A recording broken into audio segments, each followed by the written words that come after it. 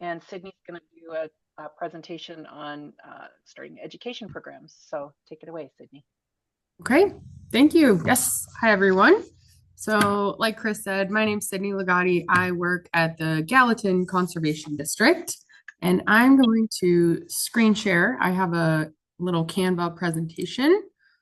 So, let's see. Let me know if you guys can see that. You seeing my Canva Yes, presentation? yes, we Okay, can see it. okay. Thank you. Just a sec. Okay. So, creating and running education programs.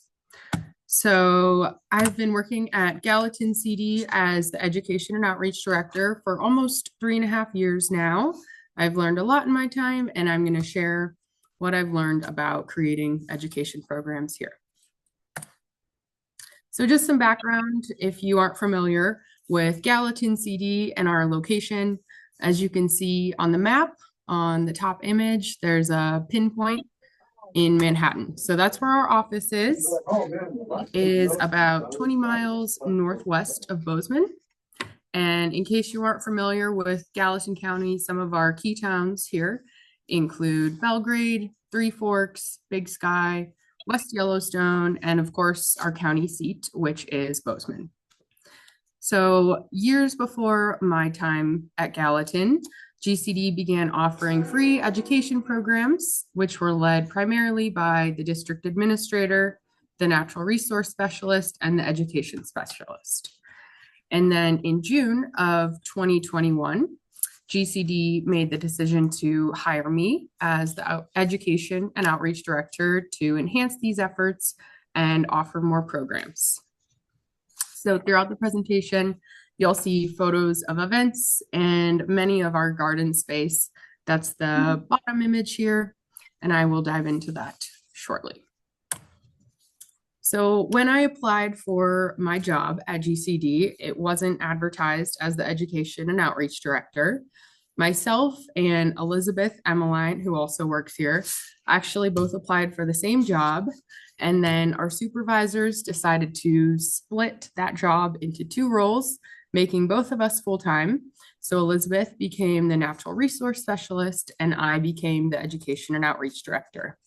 So this was a completely new role. There was no job description, so I wrote it myself, along with the help of Becky and our supervisors at GCD. So you can see my current job description here on the left. That's just a snippet. I'll go into some of my primary tasks here. So that includes coordinating and developing education programs and activities related to conservation and natural resources, managing the demonstration gardens with my coworkers, putting on community events, maintaining communication with stakeholders and the public, and of course, collaborating with our partners and my coworkers. Co-hosting the local farmers market, that is a fun part of our job in the summer. We manage the Manhattan Farmers Market, and also staying on top of social media and our monthly newsletter. So we try and stay active on our Facebook and our Instagram pages to engage with community members of all ages. I think it's really important, especially today, in today's age, to stay online. So if you want to connect with us on social media, I've put our handles on the bottom right hand of the screen. So our Instagram name is at Gallatin CD, and our Facebook handle is at Gallatin Conservation District. So when I stepped into this role, we had one already established program for kids. That is called our Summer Stewards Program, and we still run it to this day. It takes place in the summer, and it's a weekly free youth program, which takes place in our garden. It features interactive, hands-on activities all about conservation. So different partners come out every week to give a presentation, usually for free.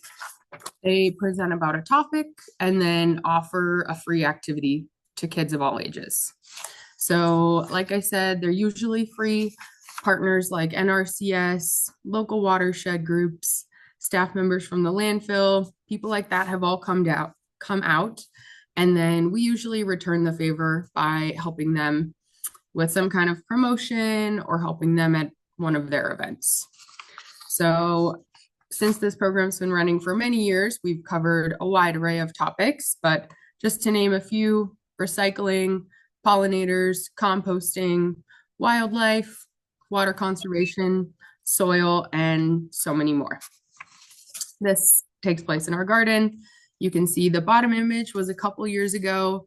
The program has grown a bit since then. And the top image is one of our supervisors that brought out some calves to an agriculture summer stewards program. So throughout the presentation, you'll hear me refer to these images, this space, as the garden. Its technical name is the Education and Outreach Center, and it's open to the community. So please check it out if you're ever in Manhattan. Since so many of our programs take place in the garden, I'm just going to highlight it quickly. This space was built 10 years ago. We're celebrating our 10th anniversary this summer. It started out as a gravel lot that was covered in weeds. Prior to that, it had been an old bowling alley, and many of our supervisors remember bowling there when they were kids. So GCD supervisors thought it was the perfect opportunity to take the space and turn it into something beautiful and inspiring. So GCD received a few generous donations from local organizations and applied for and received help from several grants that helped cover the cost towards the project. The garden would not be what it is today without the help of volunteers, supervisors, community members, and other vendors who stepped up to donate time, labor, and materials. So you'll see photos of the garden throughout the presentation. We host a lot of events out here, so you'll see that as well. In the colder months, since we aren't able to host as many events out there, we do them in our conference room here or at other community gathering spaces like libraries, community centers, breweries, things like that. So there's different components of our garden, and when we bring out new groups like classrooms to the garden, we like to take them on a little tour and explain what we have going on. So we have a xeriscape area, pollinator plots, the veggie and herb garden. That's this bottom left one here. There's berry bushes, a rangescape, the greenhouse where we start all of our seeds, a pergola, which is where we host a lot of the events. That's the top right image, rain barrels, and a compost tumbler. So it's a lot of fun for kids to come out and learn what it means to be drought tolerant or what a pollinator is. We try and incorporate the garden as much as we can. So moving away from the garden and back to our expansion efforts in the education realm. So my goal when I came on was to increase education opportunities for adults and children. So straight out of the gates, I began planning an adult education workshop series. The first series I put together featured different topics related back to agriculture. I still have the flyer. It's a bit wordy. It's the first one I ever made. So I've learned a lot since then on making things less wordy and more precise. So I thought it sounded great. This workshop series, we talked about recycling, wildfires, public lands, things like that. And we put this flyer all over the place. We hung it in numerous towns on bulletin boards. We asked most of our partners to help promote it on their social media and in their channels. We put it on our social media and newsletter. And the first workshop came around and we had only one person show up, and it was my friend that I invited. So this was discouraging, but we persisted. So I began to think if adults weren't interested in our programs yet, maybe schools would be open to the idea of free education and letting someone come entertain their class for free for about an hour. We faced obstacles here as well. So when we were trying to work our way into the classrooms, it was the fall of 2021. So right after I started, I remember sending countless emails to teachers, principals, even the county superintendent, asking for an hour of their time to let us come into their classroom. And I explained that we would offer free education anytime they wanted and that we could work it back into their curriculum. So most of our programs and lessons relate back to STEAM. That's an acronym that stands for science, technology, engineering, art, and math. So we do our best to work STEAM standards into what we teach.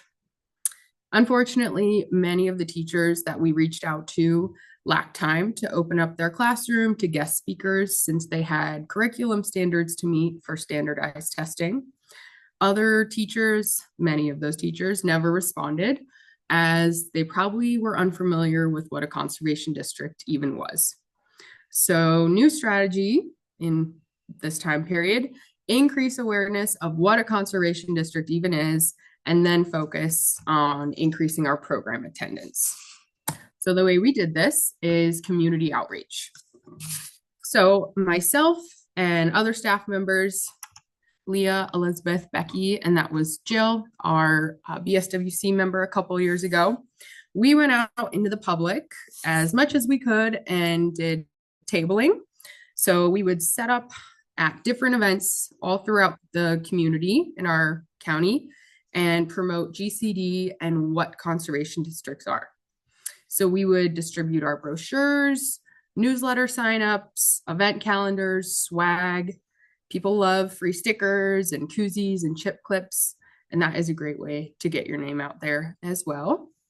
So some of our most popular events included Earth Day celebrations, where there were 1,500 people in Bozeman, local farmers markets, and event calendars.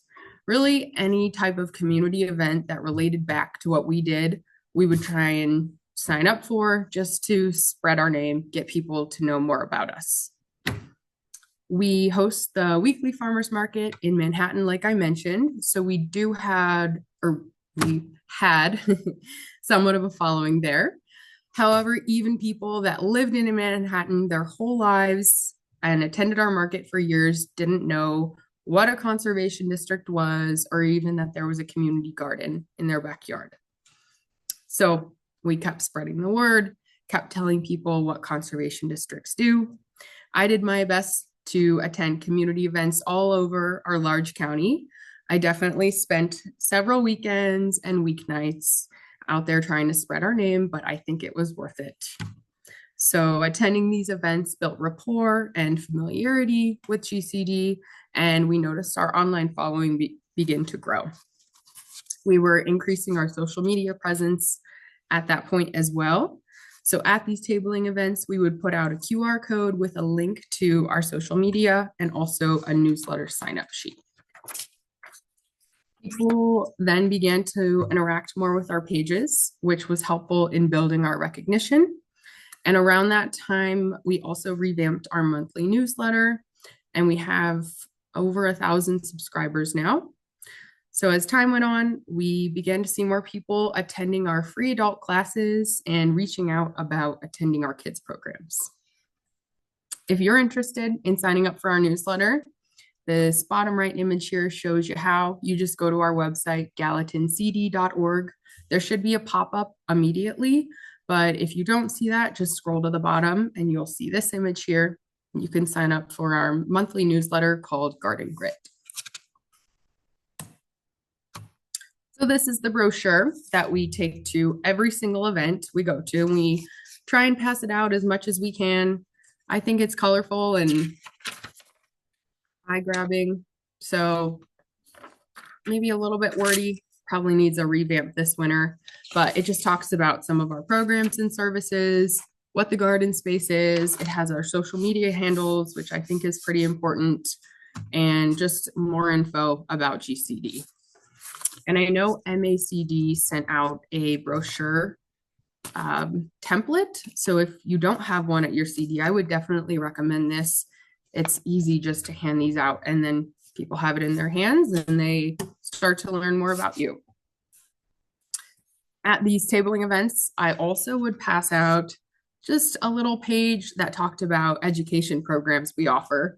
And it just so happened we started to meet teachers out in public. So this little paper talks about youth education we offer. We mentioned that we have an array of free education resources and opportunities. We're comfortable with any age and can tailor lessons to specific needs. We also talk about our resources here. So we highlight our Rolling Rivers trailer, our macroinvertebrate trunk, the Pollinator Education Project, and our aquifer kit.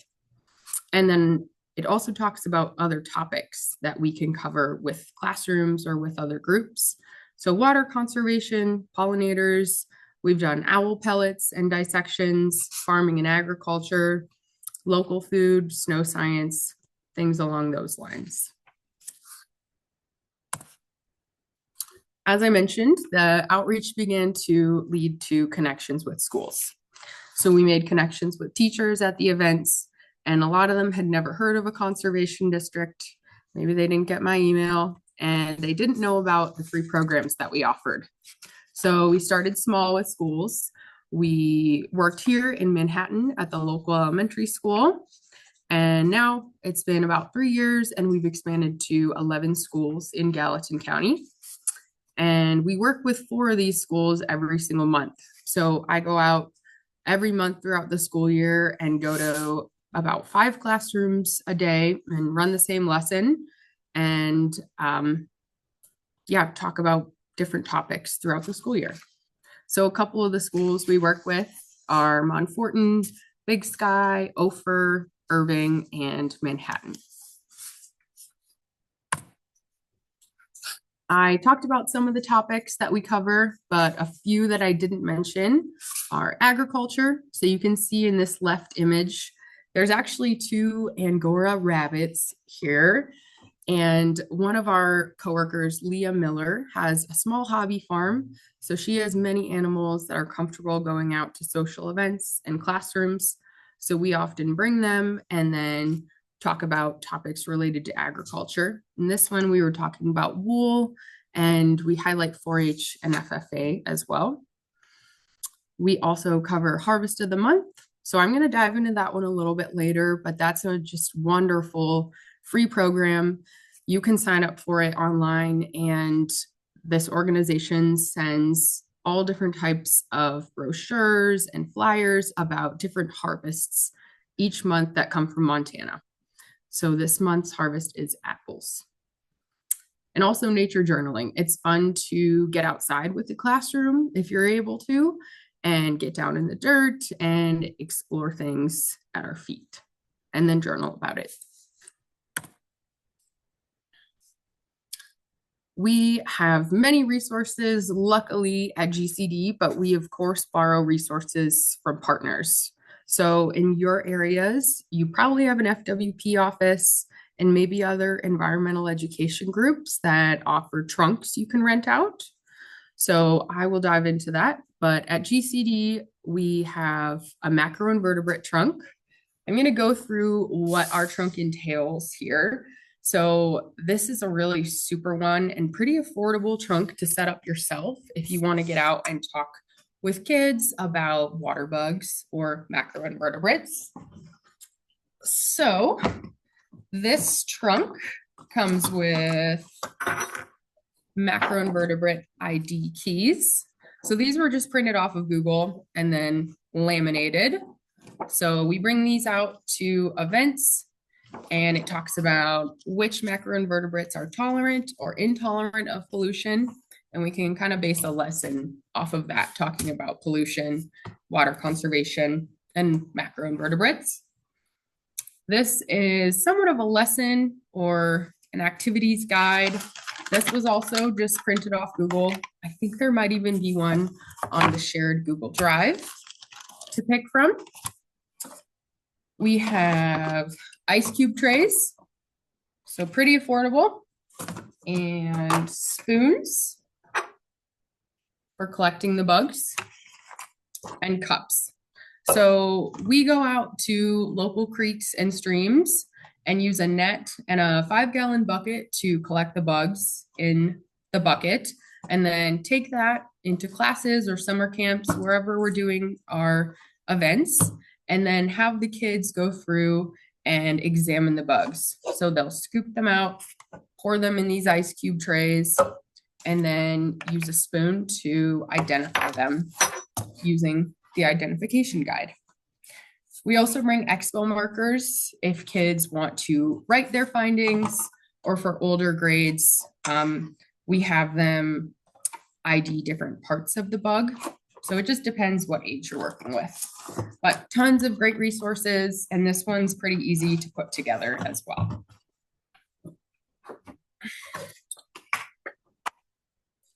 Okay, another resource that GCD is pretty fortunate to have is the Rolling Rivers trailer. So I know there's several of these trailers throughout the state. If you haven't had a chance to watch one in action yet, hopefully you can make a point to do that. I don't know if anyone's running any other lessons this year, but this is a hit for all ages. You can see in the image here, we took this one out to a local school, and it's just fun for kids of any age. We talk about water conservation, erosion, all different types of topics, and it's very hands-on and fun. Okay, and then some of the resources that we've borrowed in the past, there are many. I'm sure I'm missing some, but these are resources that you can probably borrow or find online in your areas too. So FWP, Fish, Wildlife, and Parks, has different education trunks. And I believe all of the large regional offices have these trunks you can rent out. So we've borrowed their skulls and pelts trunk. So that one has all different kinds of Montana animals, real pelts. So we had a black bear, grizzly bear pelts at events this summer, skulls of huge bears down to small little mammals, and a bison trunk as well. So we borrowed one. We were doing a bison program and they had an actual bison skull. It probably weighed 30 pounds. And it was just fascinating for the kids we were working with. Most of them probably had never seen a bison skull. So it's worth checking in with your local FWP office if you can borrow any of their resources. The next one I'll highlight is MIA. So MIA stands for the Montana Environmental Education Association. If you aren't familiar with them, check out their website. It's really interesting, and they have all kinds of resources for educators in the environmental world. So I attended their annual conference in Missoula a couple years back and learned so much, and they gave great resources. Luckily, they have another annual conference coming up this March. So March 2025. I'm not sure where this one's taking place, but the info is on their website. Again, Montana Environmental Education Association. MIA also offers online credited courses. So they're running a couple teaching and learning in the outdoors. Each e-course runs for 6 to 8 weeks, and there's different module due dates. Another one is environmental justice. That one runs January through March. And they have an excellent newsletter. I believe it's quarterly. The newsletter comes out, but you can sign up for this on their website to learn all about different training opportunities that they have. Okay, one that's not on the slide, but I wanted to highlight is our local science school. So the one in Bozeman is called the Montana Outdoor Science School. It's actually where I worked previous to this job, and they do environmental education. I bet there are other groups in areas by you that offer environmental ed and also rent out trunks. So we've borrowed things from them, a geology kit, a birding kit. They have all different kinds of great resources. And then we'll return the favor by offering a class for their kids. So it's a win-win situation. It might be worth checking out if you have any kind of groups or science schools like that in your area.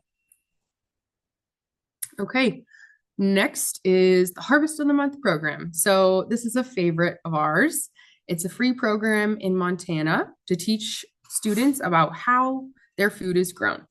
So the Harvest of the Month features a different program, a different harvest, every month. And then we dive into how it's raised or farmed. So this is the calendar for 2024, 2025. And if you sign up for the free program. They send you different brochures, little handouts, usually a recipe card, and it's a lot of fun to work with kids, and it's really easy to tie it back to agriculture. So that's been a hit in schools with us, especially the cooking aspect. Next is Project Wild and Project Wet. So Project Wild relates back to wildlife. Project Wet relates back to water and water conservation. So they offer different types of trainings. It's a nationwide program, I believe, run by Fish FWS, but FWP in Montana offers different trainings. So I attended one of these trainings. It was hosted by FWP. It was on the Jack Creek Preserve for 3 days. Food was included and all of the materials were included, and it was only $25. So it's definitely worth checking out. I walked away with just great information and the Project Wild most recent textbook. So I've made tons of notes in here. They offer lessons for all grades, different content areas, materials. They tell you how long it'll take to run the program. So this is a great one. And I'd be happy to make copies of specific lessons if anyone was interested, or I believe you can buy this online.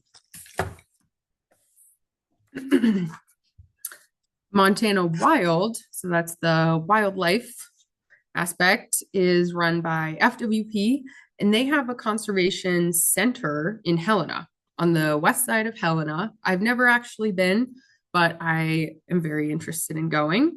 So maybe next time we're all in Helena, we could set up a little field trip. It looks incredible. Next is OPI. This stands for the Office of Public Instruction. So this is for a lot of teachers that work in a school setting, but there's definitely resources for anyone working at a district.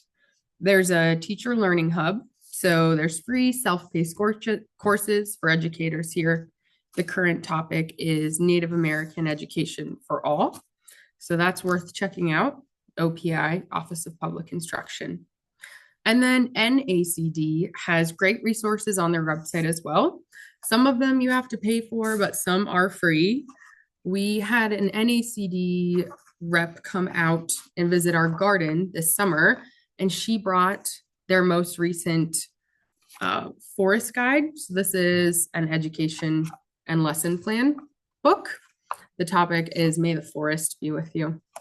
So pretty fun. We haven't implemented it yet since we just got it, but I'm excited to look through and find ideas and lessons.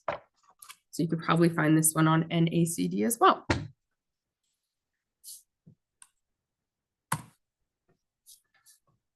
Okay, so this all ties back to partnership. We relied very heavily on our partners and do to this day to help us out at different programs. So we have relationships with NRCS agents, the local water quality district, local watershed council, the weed district, MSU Extension, Gallatin County, and many more I'm forgetting, but it's just important to establish these partnerships, and it's a mutual relationship. So we're always helping each other out at different events or sharing each other's info on social media, things like that. I will go over now some of the programs that we've run in the past 3 years or so. Like I said, it was a slow start when we first started running programs specifically for adults, but we've seen nothing but growth in the past 3 years and people starting to know our full name, which has just been wonderful. So just some of the programs we've run. We've been to the Science Center, talked about snow science. We've hosted a Rancher Roundtable series. We hosted one Realtor education class. And I know a couple other districts have run this. I'd be interested to chat and hear about your experience. So we made our Realtor education class free. We were not able to offer continued education credits. You need to apply for those in our area about a year in advance. So I didn't catch wind of that in time, but we still had a decent turnout. I think we had 50 or so realtors come out on a Thursday, I believe, and we talked to them about the 310 law, floodplains, water rights, and other important water issues. We had several partners come out and speak to this. We weren't able to cover all of that. So the local land trust came, DNRC, NRCS came out, and it was a great event. That was about 2 years ago, and we haven't put on another since then. It was, it took a lot to put it together, but it was really helpful to work with partners. So if we apply for the education credits again, hopefully we can run another one maybe in 2025. Our Earth Day celebration here is huge. I think I have pictures later on, but that one usually has well over 1,000 people. I'm on the planning committee for that, and we're already planning for April of 2025. So if you have Earth Day, anything related event, it's a great way to get your name out. We hosted a News and Brews series this past spring, and this one was a hit. I would say our most well-attended adult series yet. So we partnered with MSU Extension, and we offered free classes that related back to agriculture. We decided to host them at local breweries. We wanted to test and see if this would draw in more adults, and it sure did. Attendants bought their own drinks at these events, and we provided appetizers and the information. So we were also able to offer pesticide credits to producers that were interested. I know other districts have run similar programs like this. I think we will be running it again this fall, and it's just a hit to host it at local breweries. We had great attendance. Another class we hosted last summer was a rain barrel class. So you can see that in the top right image. We did 2 different classes. That was just one of them. Pepsi donated 20 barrels to us from Helena, actually. And we had to scrub Pepsi, Mountain Dew out of them, but got them all cleaned out. And then we advertised the class. It filled up very quickly. And we taught participants how to drill into the rain barrel, install a spigot, and then they painted it, as you can see here. We table at various farmers markets all throughout the county, and our Summer Stewards program is one of our best kids events, in my opinion.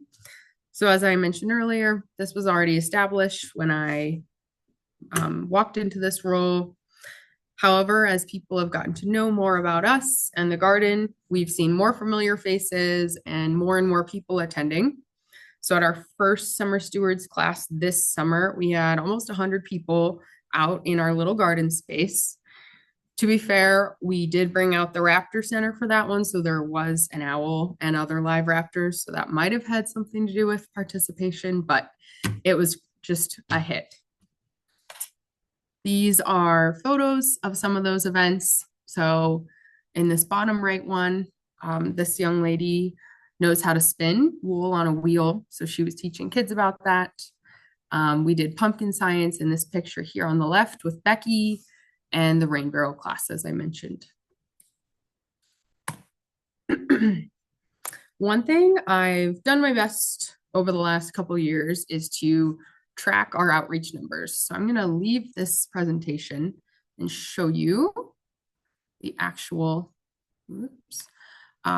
document.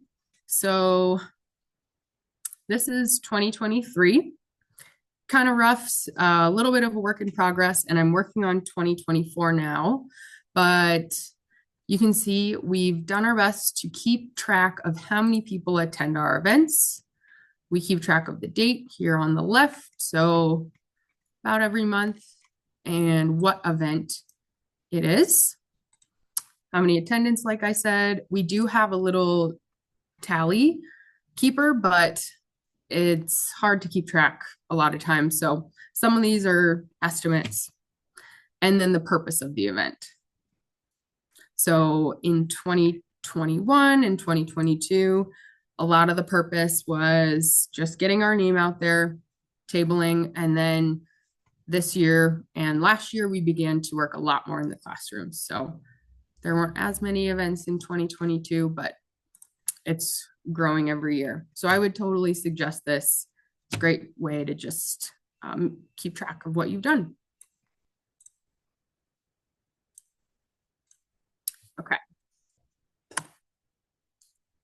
Okay, and some photos I'll show from our events and just highlight some of the things we've had going on.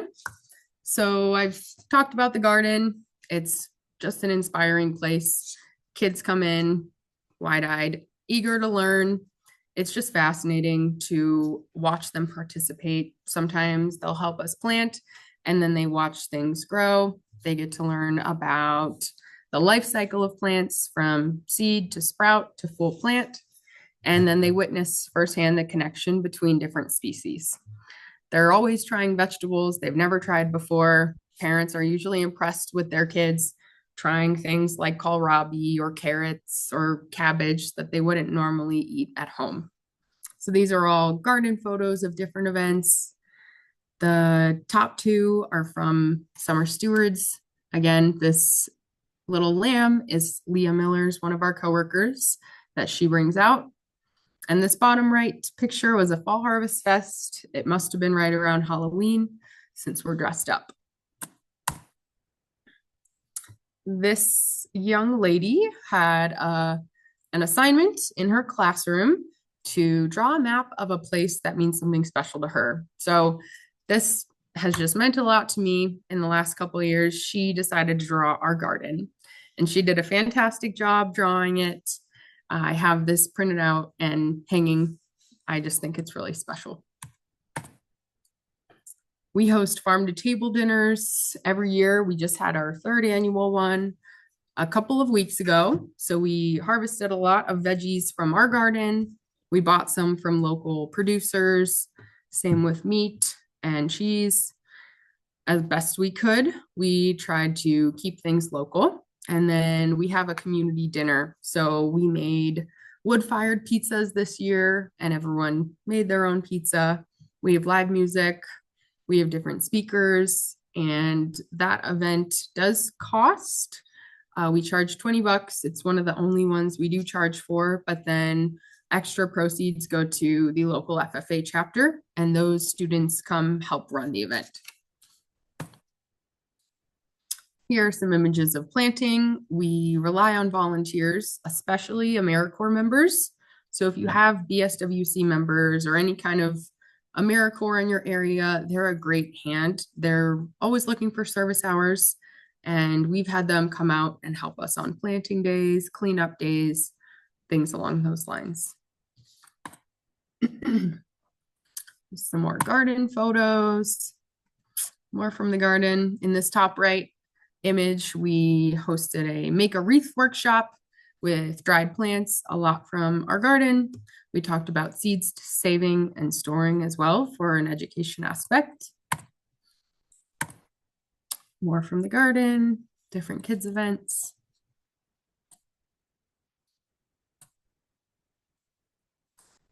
This left one was a fun one. That was a Summer Stewards event and we had a musician come out. I can't remember what his education topic was, but that was a blast to have live music in the garden.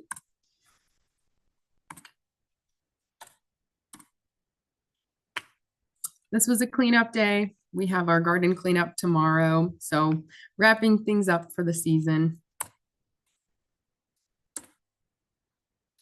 Okay, so just in conclusion, we've boosted attendance and engagement in both our youth and adult programs throughout the past few years. This success is a testament to the teamwork at GCD. I wouldn't be able to do it without Elizabeth, Becky, Leah, and Audra. I think a couple of them are on here today. So thank you guys for your dedication and hard work. Our strength lies in partnerships, and we strengthen our impact and extend our reach through partnerships with local organizations. And as we move forward here at GCD, we're committed to expanding our programs and deepening community connections with conservation districts for years to come. That is my presentation. Thank you all for tuning in. I'm happy to take any questions. or just chat. Anybody have questions for Sydney? That was an amazing presentation, by the way. Thank you for doing Thank, it. thank you, Chris. I'm always so impressed by your guys' outreach. Thank you. It's a lot of fun. We have a great community here. Questions, comments from the crowd? Question or comment from Haley Young in Valley. She said, "You're amazing. Thanks for a look at your programming." Thank you, Haley. How intimidating was it to get started doing this, Sydney? It was quite. Did you guys like sit down and make a plan for, what your priorities were, or did you just jump in? Priorities, yes. Yes. Okay. I think all of us sat down and divvied up what we'd each be working on. And this is what I focused on, of course, but everyone helped out throughout the whole way. So, Looks like Rad has something to say. hey, Rad. Hey, there.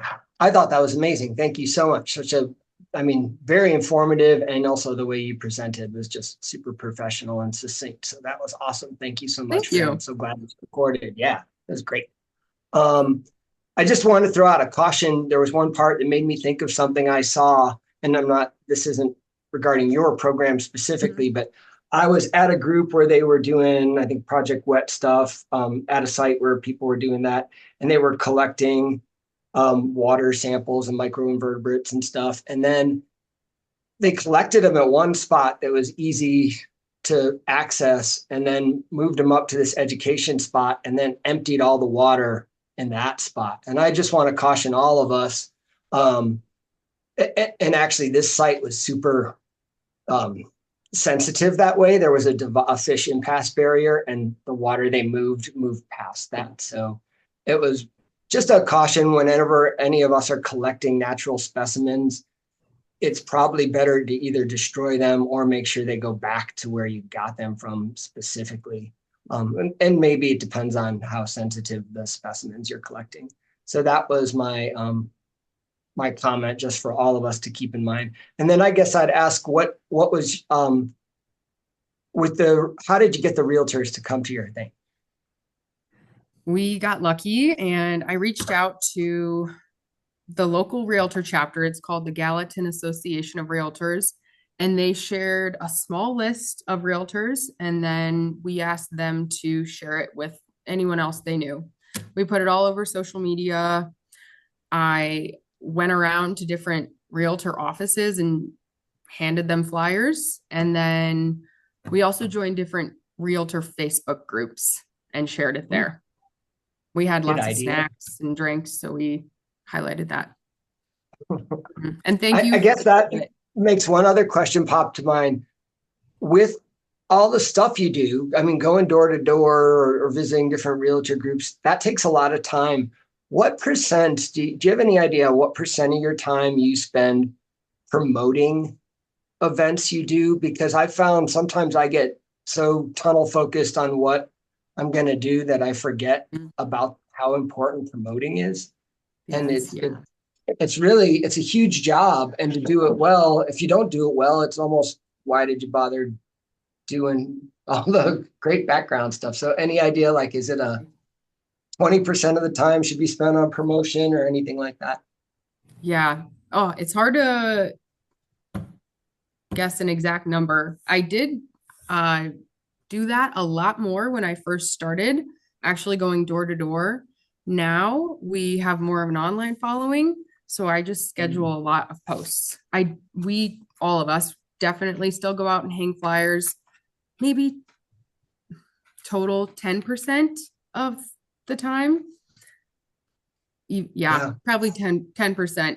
Another great way to outreach is by asking partners to promote. So we do that, or we tag them in it if they're involved in the event.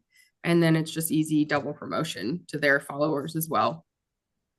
And is that largely Facebook or Instagram or?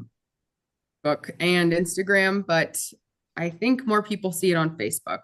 We share it to different groups, like the local Manhattan group has a couple thousand members. So we'll put it in that group and people have gotten to know us there. But it could be a full-time job promotion for sure. Hey, a question. Thank you, Sydney. Question from Grace Thanks, Ryan. Wagler at Sheridan County. She wants to know how you would suggest starting small as a part-time administrator. Oh, good question. So I would start, I guess it depends what you're looking to get into. Are you hoping to work with schools or to host an adult workshop? That kind of depends. I don't know if they're on this. Yeah, Okay. both. I think right now I'm looking into schools, but both. I just kind of trying to figure out how to grow that and manage the other administrative stuff that I have to do. And you said it's part-time? Yeah. Okay. Yeah, I would reach out to any partners you already have and see if they have any events coming up. That's a really great way to get your foot in the door. And then people start to reach out to you more. So seeing if there's any field trips or special education days at schools. I know a lot of counties do an ag day. So different groups talk about whatever they work on primarily. That would be a great way to get in, or just reaching out directly to the school if you feel confident or you can find lessons like some of the ones I shared and you would feel ready to go into a classroom. Maybe a teacher would let you come in, or maybe working with an after school program at the school. And then for adult education, I would say working with partners is key. So just reaching out, seeing if anyone's interested in maybe putting a class together. Start small with maybe one class or a small series, maybe 3, seeing how it goes and working from there. Also, as far as pictures, Mhm. how do you do that? Do you have release forms? Do you how does that work when you're working with kids and all of that? That I'm always concerned with taking pictures of other people's kids and Yeah. Yes. So in the garden, we always ask the parents if we're going to take, let's say, just a big group photo. We'll say if there's anyone that isn't comfortable with pictures, if you wouldn't mind just stepping out of the frame, and then we'll take one. And I've come to learn the kids that are available to have their photo taken and not available. So I just avoid them. In classrooms, I usually just ask the teacher directly and they'll either say no one, or maybe there's 1 or 2 kids that aren't allowed to have their picture taken. Some districts do use release forms. So I know we have a release form on our volunteer form when we go out and do work out, out doing stream projects and stuff too. So yeah, one of our programs with soil moisture monitoring, that's on there on the release form that we can use pictures taken, but I just didn't know how that did if you're going into a classroom, if you needed to get that to a teacher ahead of time for parents or how that goes. Yeah, I would just ask the teacher ahead of time. Mm-hmm. One of the things to not forget is other districts. Haley Young at Valley said that you should reach out to her, Grace, because she's part-time too. I know that in the past there have been a lot of conservation districts with part-time employees that gather together, and do collaborative education outreach kind of things. So don't forget that too. They're a good partner. And I think you can find a lot of inspiration on our joint campus. I save all the flyers I've ever done, and this one was based off of Madison CD's Rancher Roundtable series. So we tweaked it, saved their copy, of course, but then tweaked it and put our information on it. So just browse Canva, see what other people are working on, or chat with other people, and you can find a lot of inspiration there. And if you're on here and you don't know what the joint Canva is, let me know and I will point you in the right direction.